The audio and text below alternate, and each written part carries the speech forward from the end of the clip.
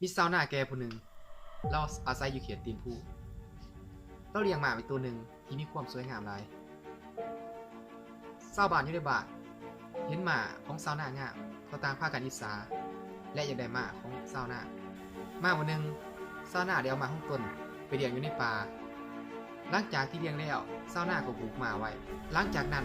หมาของสาวหน้าเกิดรุดและแล่นเข้าป่าไปมือต่อมาชาวบ้านรู้ข่าวแล้วพากันเฮมาหาสาวหน้าทุกคนพร้อมกันบอกว่าโศกหายเนาะหมาของเจ้าเสียเข้าป่าไปแล้วสาวหน้ายิ้มเล็กน้อยและตอบว่าโศกดีหรือโศกหายไม่สิมือต่อมาบัดนี้หมาของสาวหน้าได้กลับขึ้นมาเดี๋ยวพาหมาป่ามาอีก4-5 ตัวที่มีความสวยงามและมีสีสันหลากหลายหลังจากที่ชาวบ้านรู้ข่าวเขาพากันเฮมาแล้วบอกว่าโชคดีนี่เนาะจะได้มางามมาฟรีอีก4-5 ตัวนี่ชาวนายิ้มเล็กน้อยและตอบว่าโชคดีหรือโชคหายให้สิฮู้เมื่อต่อมาลูกของชาวนาได้เอาหมาป่าของตนไปฝึกแอบในขณะที่ฝึกแอบหมาป่ามันตื่น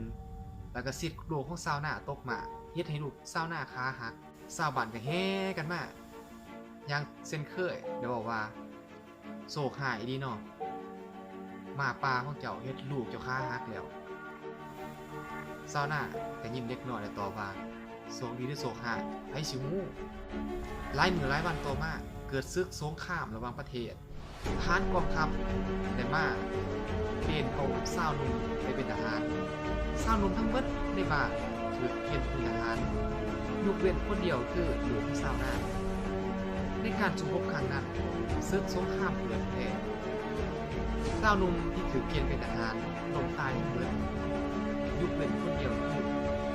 ลูกของชาวนาดังนั้นนิทานเรื่องนี้สอนให้ผมว่ายิ่งสิเกิดขึ้นกับเจ้า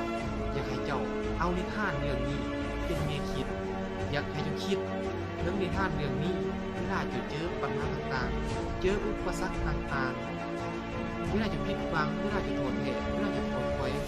ชีวิตล่มละลายธุรกิจล่มจมค้าขายล้มเหลวอยากให้เจ้าคิดถึงนิทานเรื่องนี้ชีวิตเจอปัญหาครอบครัวแตกแยกอยากให้เจ้าคิดว่า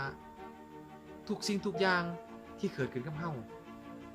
อาจส่งเฮาไปจุดที่ดีกว่าเฮาบ่ฮู้หรอกว่าสิ่งที่เกิดขึ้นจะดีหรือร้ายเฮายังบ่ทันฮู้แต่อยากให้เฮาให้กำลังใจตัวเองบ่ว่า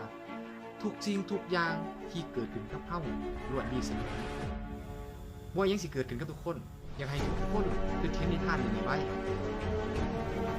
ข้าพเจ้าเชื่อว่านิทานเรื่องนี้จะเป็นแนวคิดดีๆให้แก่ทุกคนข้าพเจ้าขอขอบใจสำหรับผู้ที่ว่าฟังคลิปนี้จนจบถ้าผู้ใดคิดว่าคลิปดีๆนิทานเรื่องดีๆขอให้ทุกคนแชร์ออกไปเพื่อให้คนที่ท่านอ่านเขามาเบิ่งให้เขามาเห็นเพื่อเป็นแนวคิดดีๆให้แก่เพื่อนทุกท่านทุกคนที่ทำงานสำหรับข้าพเจ้าอาราธนาเช่นกันสบายดี